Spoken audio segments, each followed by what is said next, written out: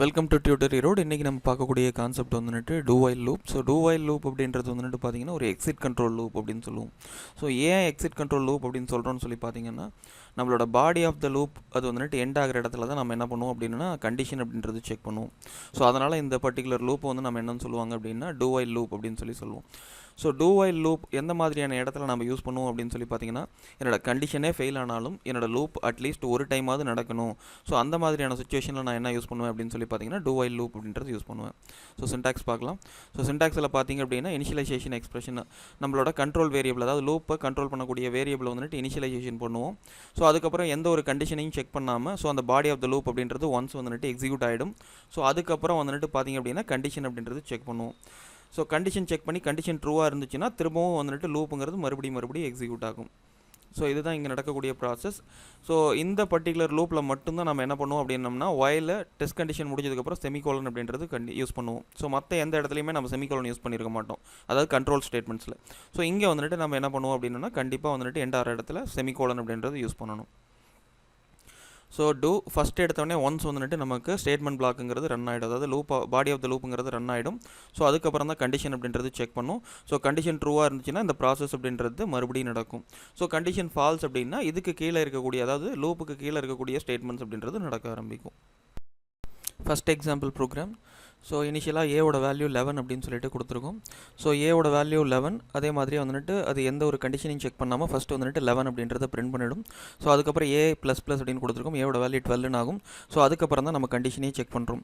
So condition அப்படின்றது வந்துட்டு ஏவோட value 12 less than or equal to 10 பார்க்குறப்ப கண்டிஷன் ஃபால்ஸு. ஸோ இதுலேருந்து வெளியே வந்துடும். அதாவது வந்துட்டு இனிஷியலாக கண்டிஷன் ஃபால்ஸாகவே இருந்தாலும் என்னோட லூப்புங்கிறது ஒரு டைம் எக்ஸிக்யூட் ஆகும். ஸோ கண்டிஷன் எது வரைக்கும் கொடுத்துருக்கோம் அப்படின்னு சொல்லி பார்த்தீங்கன்னா a less than or equal to 10 இருக்கிற வரைக்கும் தான் என்னோட கண்டிஷன் ரன் ஆகணும் அப்படின்னு சொல்லி கொடுத்துருக்கோம். ஆனால் இனிஷியலாக ஏவோட வேல்யூ 11 அப்படின்னு சொல்லிட்டு வச்சு தான் நான் ரன்னே பண்ணேன். ஸோ அப்போ வந்துட்டு எனக்கு என்ன ஆகுது அப்படின்னு சொல்லி பார்த்தீங்கன்னா கண்டிஷன் வந்துட்டு சாட்டிஸ்ஃபை ஆகாமையே ஒன்ஸ் வந்துட்டு எனக்கு ரன் ஆகுது. ஸோ 11ங்கிற வேல்யூ பிரிண்ட் ஆகுது.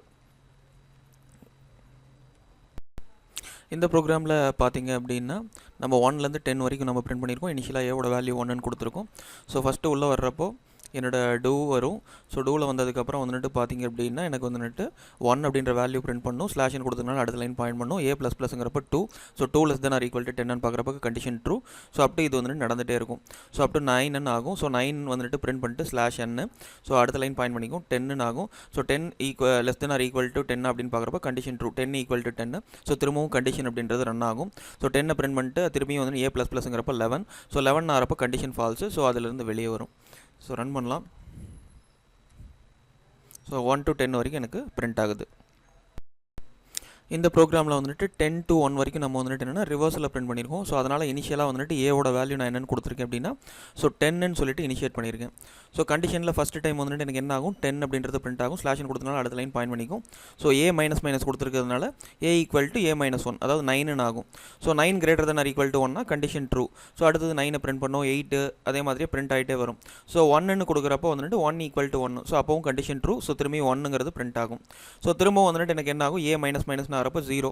So 0 greater than or equal to 1 பார்க்குறப்ப கண்டிஷன் ஃபால்ஸு. அதுலேருந்து வெளியே வந்துடும். ரன் பண்ணலாம்.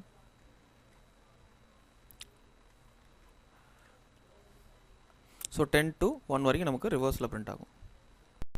So sum of n numbers அடுத்த ப்ரோக்ராம் வந்துட்டு ஸோ இனிஷியலாக வந்துட்டு என்னன்னு சொல்லிட்டு ஒரு வேரியபிள் வச்சுருக்கேன்.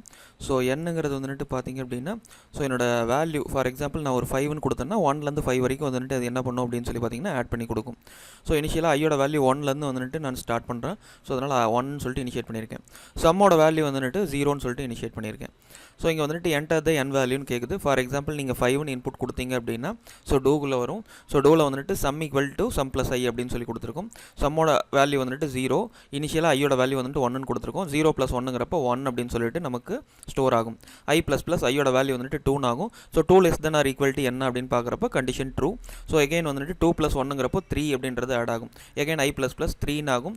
So 3 less than or equal to 5 ஆகிறப்ப கண்டிஷன் ட்ரூ. ஸோ எகைன் வந்துட்டு என்ன ஆகும், ஆல்ரெடி 3 இருக்குது. ஸோ 3 + 3ங்கிறப்போ 6ங்கிறது ஸ்டோர் ஆகும். இந்த மாதிரி வந்துட்டு ஒவ்வொரு பர்டிகுலராக ஸோ இனிஷியல் வந்துட்டு 5 ஈக்குவல் டு 5 வரைக்கும் வந்து எனக்கு ரன் ஆகும். ஸோ அப்போ என்ன ஆகும், 5 வரைக்கும் எனக்கு ஆட் ஆகும். 1 to 5 வரைக்கும் எனக்கு ஆட் ஆகி ஸோ அந்த ரிசல்ட் அப்படின்றது எனக்கு பிரிண்ட் ஆகும். 6ன்னு ஆகிறப்ப கண்டிஷன் ஃபால்ஸு. அதுலேருந்து வெளியே வந்துடும். பார்த்தீங்கன்னா ஃபார் எக்ஸாம்பிளுக்கு நான் 5ன்னு கொடுக்குறேன். ஸோ அதுக்கான வேல்யூ சம் வேல்யூங்கிறது 15 அப்படின்ற மாதிரி பிரிண்ட் ஆகுது.